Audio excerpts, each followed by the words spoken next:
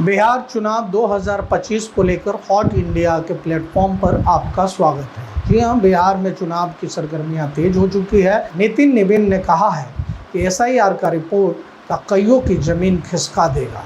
जी हाँ, जो कल बंदूक की नोक पर वोट की चोरी करते थे, आज घुसपैठियों के हक के लिए यात्रा कर रहे थे, उनको जवाब मिलेगा।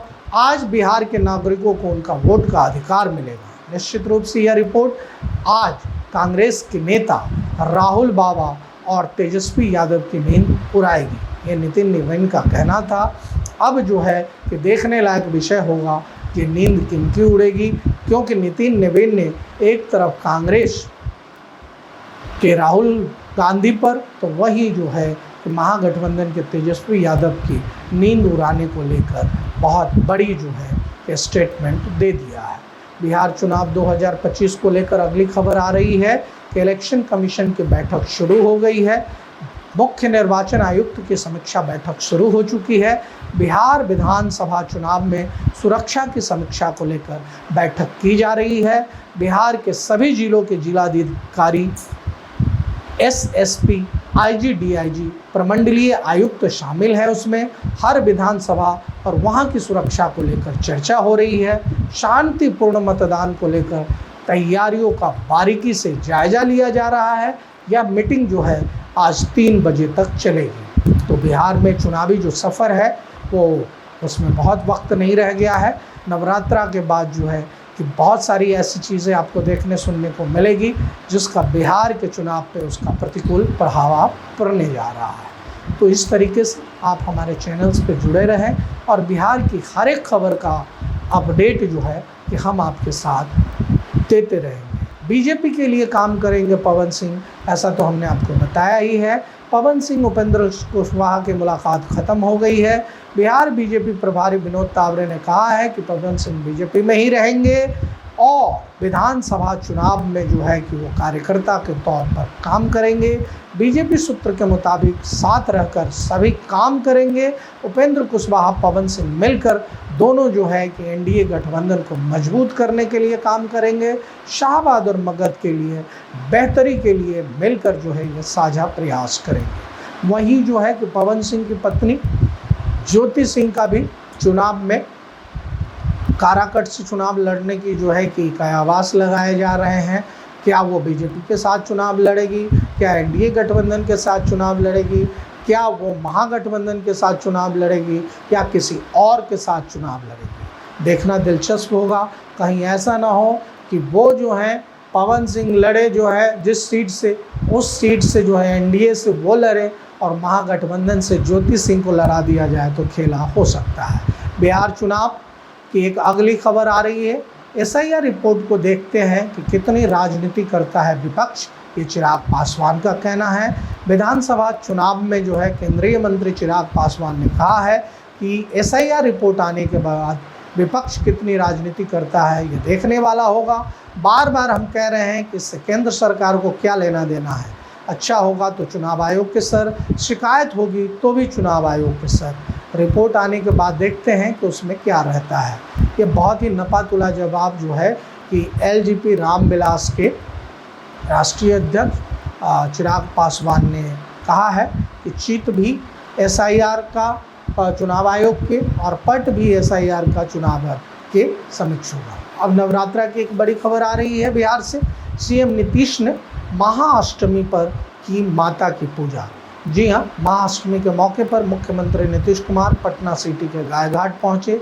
ऐतिहासिक शक्तिपीठ बड़ी पटना देवी मंदिर पहुँचे। मुख्यमंत्री नीतीश कुमार माँ दुर्गा की विशेष पूजा अर्चना की, प्रदेश की खुशहाली के लिए दुआएं मांगी। मुख्यमंत्री के प्रधान सलाहकार दीपक कुमार, प्रमंडलीय आयुक्त डॉक्टर चंद्रशेखर सिंह, जिलाधिकारी डॉक्टर त्यागराजन, एसएसएसपी कार्तिकेय शर्मा समेत जिला प्रशासन के कई वरीय अधिकारी मौजूद रहे।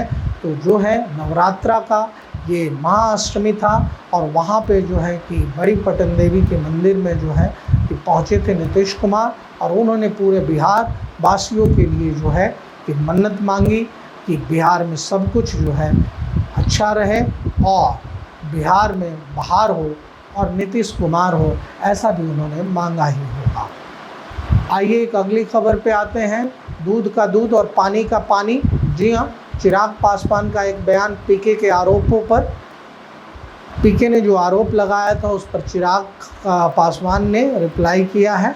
प्रशांत किशोर के भ्रष्टाचार के आरोप सरकार के उप मुख्यमंत्री और मंत्रियों पर लगाने पर चिराग पासवान ने कहा कि यह लगातार पीके आरोप लगा रहे हैं।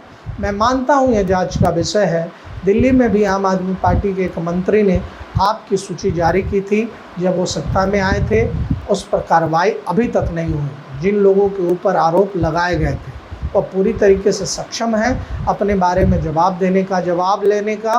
पर दूध का दूध और पानी का पानी हो जाएगा चुनाव में अगर सम्राट चौधरी गलत हैं या सम्राट चौधरी सही हैं, पीके सही हैं या पीके गलत हैं। ये सब दूध का दूध और पानी का पानी हो जाएगा। वहीं चिराग पासवान जो है वहीं चुप नहीं बैठे। चिराग पासवान ने राजद पर भी हमला किया है। केंद्रीय मंत्री चिराग पासवान आज एसआईआर की फाइनल रिपोर्ट आने को लेकर कहा कि रिपोर्ट के आने के बाद ये देखना होगा कि कौन कितनी राजनीति करता है। विपक्ष यानी कि महागठबंधन के तेजस्वी यादव रिपोर्ट को लेकर केंद्र सरकार को इससे क्या लेना देना है, उस पर जो भी आरोप लगाया जा रहा है।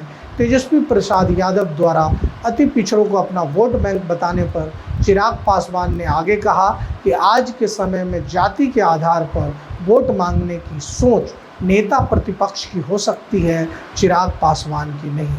आज 21वीं सदी में होकर भी हम जाति की बात करें, है ना, इसी जाति की सोच ने बिहार को बर्बाद किया है। राजद का एमवाई वोट जातिवाद है।